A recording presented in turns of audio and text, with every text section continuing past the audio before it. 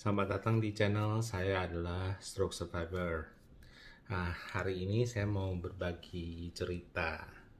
Jadi semalam ada seorang penderita stroke yang menghubungi saya.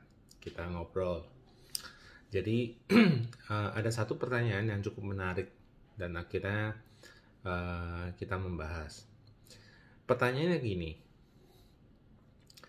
kenapa tangan saya sudah pulih, tapi kaki saya masih berat? Nah, ini unik nih. Karena pada umumnya tangan itu paling akhir, ya. Jadi sekarang, tapi dia ini terbalik. Jadi tangannya sudah bisa aktif, tapi kakinya masih belum. Nah, ini yang, nah ini juga membuat saya jadi penasaran. Akhirnya kita uh, ngobrol di telepon. Nah, pas ngobrol kita bahas nih kenapa, apa yang dia lakukan sama ini. Jadi pasien ini, orang ini terkena stroke-nya itu di Februari 2020 ya. Jadi sampai detik ini jadi belum setahun nih, belum setahun. Nah, ternyata dan dia cerita lah ya sejarahnya kayak gimana. Sebenarnya awalnya saya pikir wah ini apakah pengaruh dari penyakit lainnya, karena memang kondisi kesehatannya cukup cukup kompleks ya. Aduh ini kok goyang terus. Oke. Jadi nah yang uniknya setelah kita ngobrol-ngobrol, kita cari tahu kenapa, akhirnya disimpulkan begini. Ternyata setelah terjadi serangan stroke, dia itu banyak banyak menutup diri, emosinya tidak stabil dan banyak menutup diri. Jadi karena menutup diri, ke aktivitas yang sehari-harinya lebih banyak duduk di rumah, main HP, main game. Dia ngomong dia biasa main game main di HP maupun di komputer. Nah, jadi aktivitas dia selama hampir setahun itu mayoritas di tempat duduk depan komputer atau dengan HP. Jadi akhirnya tangannya itu yang terlatih ya. Jadi sekarang tangannya sudah hampir 90% ya, 90% sudah pulih, tapi kakinya ya itu masih lemah. Nah, itu yang kita bahas kasusnya. Dan akhirnya saya tanya sama dia, kegiatannya kamu sebelum terkena stroke itu apa? Iya, dia bilang, oh saya dulu temen olahraga, saya aktif, kerja saya juga banyak di lapangan, karena saya marketing, jadi suka kesana kesini. Nah di situ akhirnya saya bahas, kita lihat dari situasi yang sebelum dan sesudah. Itu kita analisa seperti ini. Karena kegiatan dia sehari-hari ini banyak di lapangan, artinya dia pasti banyak di posisi berdiri, maupun dia jalan mau dia diem tapi posisinya tuh berat badan itu ditopang oleh dua kaki. Nah, itu kalau dalam kondisi seperti itu sebelum dia kena stroke, artinya satu hari itu minimal 5-8 jam dia dalam posisi berdiri, bukan duduk atau bukan tidur ya. Gitu. Artinya ada 5-8 jam. Itu normal kurang lebih. Jadi sedangkan setelah dia kena stroke, posisi kegiatan dia tuh lebih banyak tempat duduk. Ya kan? Duduk, main game, main HP. Nah, artinya kakinya jarang sekali digunakan. Ya. Jadi yang dia hanya jalan itu, kalau jalan dia masih pelan ya, masih pakai walker kalau nggak salah. Jadi dia jalannya pelan dan hanya jalannya cuma ya dalam rumah aja ya. Jadi dari satu tempat kemudian ke kamar mandi atau ke kamar gitu, sisanya dia duduk aja main game. Nah, karena itu artinya kakinya kan nggak pernah digunakan ya. Jadi persentase kaki itu bergerak sehari mungkin cuma 1-2 jam. Itu pun kalau ada, bahkan kadang bisa kurang katanya. Nah, ini ini membuktikan bahwa latihan itu yang kita harus latihan gerakan dan penguatan otot itu kita harus lakukan dengan rutin.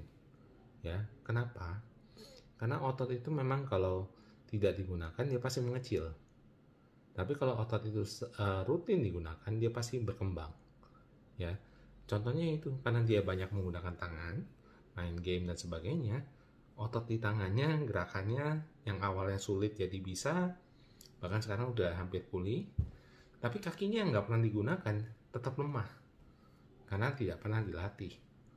Ya, ini menurut saya sangat bukti nyata bahwa apapun yang kita mau pulih, ya, yang kita kan mau pulih, kita harus lakukan secara rutin dan kita lakukan secara ya bertahap sih harus, tapi tetap karena rutin kita lakukan terus, itu menjadi suatu latihan, akhirnya bisa.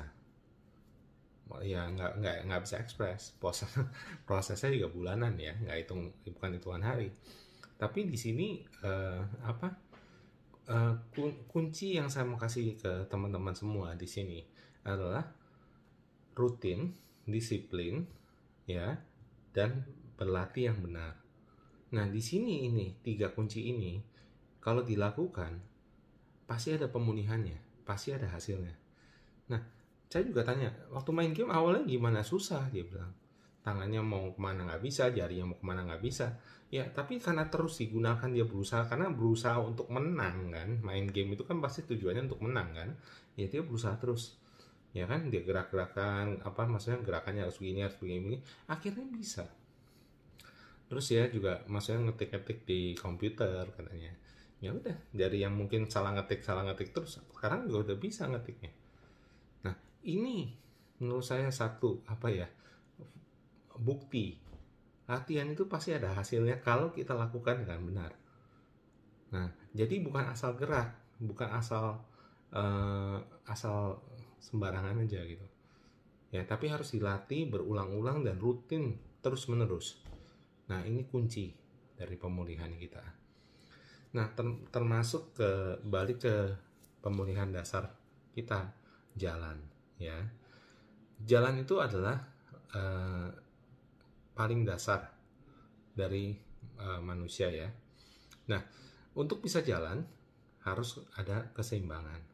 Kekuatan kakinya harus kuat nopang badan, baru bisa seimbang, baru bisa jalan. Ya, nah ini dia nggak pernah lakukan, jadi keseimbangannya juga masih berantakan dan juga kekuatan kakinya masih lemah. Nah, gimana caranya supaya kita bisa kuat dan seimbang? Ya, ngikutin bayi. Pertama kita berdiri dulu yang benar. Berdiri benar sudah seimbang, kita melangkah pun akan lebih mudah. Ya, nah berjalan ini kan kita nih sebenarnya sadar atau tidak, semua orang tiap hari jalan tuh melatih kaki kita loh. Ya, mau kita jalan ke kamar mandi, kita mau jalan ke kerja, pulang kerja, mau jalan-jalan di mall, itu melatih ke otot kaki. Ya kan, karena digunakan itu berarti melatih. Ya, kalau tidak digunakan, otot itu akan mengecil. Kalau digunakan, otot itu akan berkembang atau paling enggak tetap. Ya kan? Nah, di sini kuncinya, teman-teman. Ya, jadi kalau kalian lebih banyak duduk, lebih banyak tiduran, ya, itu akan membuat kinerja otot kakinya juga semakin sedikit. Ya kan? Yang tadi seperti orang ini tadi, sehari normalnya 5-8 jam dia berdiri di atas kakinya, sekarang tiba-tiba cuma 1 jam sehari. Kan perbedaannya jauh tuh. Otomatis ya makin lama makin mengecil ototnya dan akan makin lemah. Ya, tapi kalau kita terus bertahap, kita naikin lagi, bisa berkembang lagi otot itu. Ya. Dan saya dalam hal ini teman-teman, terutama yang masih baru, ya, perbanyak sering berdiri, ya. Jadi beban dikasih ke dua kaki, ya. Berdiri yang benar tuh beban di dua kaki, bukan di kaki yang sehat, ya. Kalau di kaki yang sehat artinya yang dilatih cuma yang sehat, yang lemahnya kita nggak latih. Nah, di sini kunci sering, bukannya lama. Ya, ini kunci menurut saya. Sering dan lama ini dua hal yang berbeda. Jadi kalau sering itu, ya kita tahu teman-teman mungkin di awal kekuatannya belum ada, ya kan? Mungkin suruh berdiri 15 menit nggak kuat, nggak sanggup karena terlalu lama, ya kan? Jadi awal-awalnya lakukan sering. Berdirilah 2 menit 3 menit nggak apa-apa, berdiri aja, ya kan? Nggak kuat, belum rasa capek, duduk, ya. Nanti kira-kira setengah jam atau 15 menit kemudian berdiri lagi 2 menit 3 menit, nggak ada masalah. Waktunya pendek-pendek saja tapi sering. Jadi sehari itu bisa melakukan sebanyak-banyaknya kita berdiri. Sebenarnya kalau kita bayangkan kegiatan kita sehari-hari, ya sama aja seperti ini, ya. Saya terutama untuk orang yang kantor lagi kerja sebentar, oh aus, airnya habis, ke belakang ambil air, itu kan berdiri. Jalan ke belakang mungkin 1 menit 2 menit, balik lagi duduk lagi, ya kan. Kerja sebentar, dipanggil sama atasan atau dipanggil sama teman, kemari dong nih ada yang nggak bener, udah kita ke mejanya, ya kan. Itu kan jalan, itu sering. Kegiatan yang cuma semenit 2 menit tapi kita melakukan kegiatan di mana kita beban badan kita kasih di kaki, ya kan.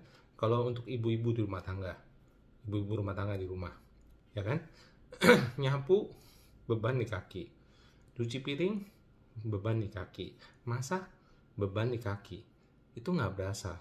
Kadang-kadang ibu-ibu rumah tangga tuh duduknya juga jarang, kebanyakan berdiri, ya. Pekerjaan rumah tangga cukup menyita waktu kan. Nah, kadang-kadang baru duduk sebentar, tiba-tiba ada yang ngetok pintu, tiba-tiba telepon bunyi, tiba-tiba ya haus mau cari ambil minum, itu semua bangun, kan artinya sering berdiri. Ya, bukan lama berdirinya. Ya, ini yang saya mau tekankan ke teman-teman. Lakukan sesering mungkin berdirinya, tapi nggak usah lama-lama juga nggak apa-apa.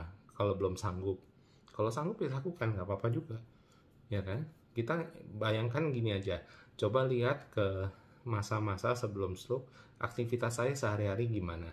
Kita kan mau balik ke aktivitas kita sebelum kena stroke kan, sehari-hari seperti apa. Jadi perbandingannya harus ke sana. Tidak mungkin bisa langsung seperti itu, bertahap kita bangun untuk mencapai ke situ. Oke, saya rasa ceritanya cukup sampai sini. Sampai ketemu lagi di video berikutnya. Dan kalau ada pertanyaan-pertanyaan apa yang mau kita bahas, silakan di komen di bawah.